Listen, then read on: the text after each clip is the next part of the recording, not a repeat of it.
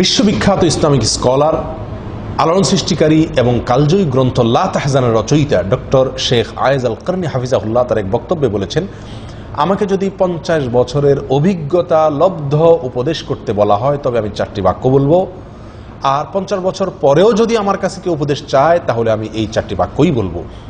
বাক্যগুলো হলো লা তাহজান, লা তাখাফ, লা তাগদাব, লা তাসখাত। অর্থাৎ হতাশ হবেন না, সন্ত্রস্ত হবেন না, রাগ করবেন না, আল্লাহর কোনো ফয়সালায় অসন্তুষ্ট হবেন না। এই 4টি বাক্য যদি কেউ এগুলোর উপরে আমল করে চলতে পারে, এই উপদেশগুলো মেনে চলতে পারে, তাহলে তার দুনিয়ার জীবন সুখময় হয়ে যাবে ইনশাআল্লাহ। আখিরাতের সুখ তো আছেই। অতীত নিয়ে লা তাহজান, হতাশ হওয়া যাবে না। অতীতে কি হয়েছে সেটাকে মনে এনে নিজেকে কষ্ট দেওয়া যাবে না। অতীত দাফন হয়ে গেছে, অতীতকে পিছনে ফেলে দিতে হবে, ডিলিট করে দিতে হবে স্মৃতি থেকে, যদি সেটা অসুখকর কোনো স্মৃতি হয়।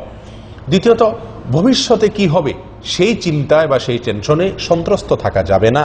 এটা মুমিনের জন্য শোভা পায় না। একজন মুমিন যত বেশি তাওহীদে বিশ্বাসী, আল্লাহর প্রতি যত বেশি তার ঈমান আছে, সে তত কম ভবিষ্যৎ নিয়ে সন্ত্রস্ত হবে। এই জন্য ভবিষ্যৎ নিয়ে সন্ত্রস্ত হওয়া যাবে না, বরং ভবিষ্যৎকে আল্লাহর উপরে ন্যস্ত করে দিতে হবে যে আল্লাহ আমার অতীত দেখেছেন, তিনি আমার ভবিষ্যৎ দেখবেন। যে আল্লাহ সুবহানাহু ওয়া তাআলা অতীতে বহুবার আমাকে সমস্যা থেকে উত্তরণের পথ দেখিয়েছেন, ইনশাআল্লাহ তিনি আমাকে ভবিষ্যতেও সমস্যা থেকে উত্তরণের পথ দেখাবেন। নাম্বার 3, গোস্বা হওয়া যাবে না। চলমান জীবনে কোনো অবস্থাতেই চলতি পথে গোস্বা, অতিরিক্ত গোস্বা, নিয়ন্ত্রণহীন গোস্বা করা যাবে না, গোস্বা করা যাবে না। নবী সাল্লাল্লাহু আলাইহি ওয়াসাল্লামের কাছে একজন উপদেশ চেয়েছিলেন, তিনি বলেছিলেন লা তাগদাব, লা তাগদাব, লা তাগদাব। 3 বার বলেছিলেন তুমি গোস্বা করো না, রাগ করো না, রাগ করো না।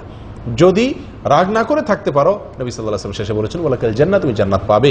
প্রিয় বন্ধুগণ, এই পৃথিবীতে যত অশান্তি, যত অনিষ্ট, যত ক্ষতি আমাদের হয়, যত অপমান অপদস্থ আমরা হই, এর বিরাট একটা অংশ হয় রাগের কারণে, বিশেষ করে নিয়ন্ত্রণহীন রাগের কারণে।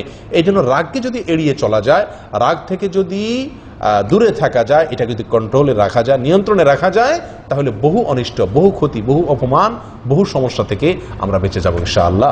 এই জন্য রাগকে নিয়ন্ত্রণ করার চেষ্টা করা, এটা দুনিয়া আখিরাত উভয়টাকে অনেক সময় ডুবাই দেয়। নাম্বার 4, লা তাসখাত, অর্থাৎ আল্লাহ সুবহানাহু ওয়া তাআলা আমার জন্য কোনো ফয়সালা, কোনো তাকদীর নির্ধারণ করে রাখলে, আল্লাহর তাকদীর বা আল্লাহর ফয়সালা আমার জন্য আল্লাহ যা দিয়েছেন, যা ফয়সালা করেছেন, ওইটার প্রতি কখনো অসন্তুষ্ট হওয়া যাবে না।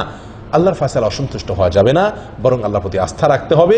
মনে রাখতে হবে আমি আমার জন্য যেটাকে ভালো মনে করছি, আমি আমার জন্য যেটা নির্বাচন করছি, আল্লাহ সুবহানাহু ওয়া তাআলা আমার জন্য যা নির্বাচন করছেন সেটা আল্লাহর নির্বাচন আমার নিজের নির্বাচনের চাইতে অনেক বেশি প্রজ্ঞাপূর্ণ, যৌক্তিক, ভালো এবং কল্যাণকর হবে।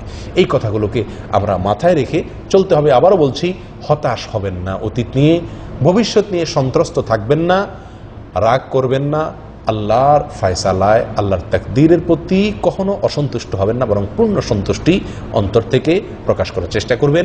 ইনশাআল্লাহ দুনিয়া এবং আখিরাত উভয় জগতের বহুমুখী কল্যাণ ইনশাআল্লাহ আমরা অর্জন করতে পারবো।